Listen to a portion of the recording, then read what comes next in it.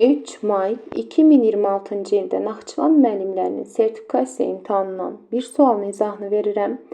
Bu suallardan əslində biz dərslərimizdə qat-qat da çətinlərini işləmişdik.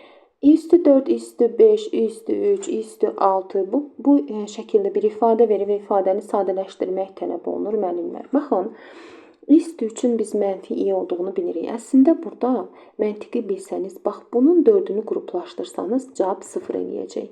Burada da 4'ü cavab 0 eləyəcək. Bir dənə burada %11 qalır. %11'in də biz bilirik ki 11'i 4'ə böləndə 2 dəfə düşür, qalıqda isə 3. Yəni bu əslində %3 deməkdir. %3 də mənfi idi. Cavab olacaq A variantı. Bu ifadəni isə necə elə alırıq? Yəni yaza bilərsiniz də mənfi üzərinə gəlinsin 1, üzərinə gəlinsin i, minus 1. Bax, görürsünüzmü? Yəni 0 eləyir. Bu da bunun eynisidir. Belə müəllimlər. Kanalıma abunə olmağı, videolarımı bəyənməyi unutmayın. Yaxın günlərdə çalışıb bütün sualları paylaşacağım inşallah.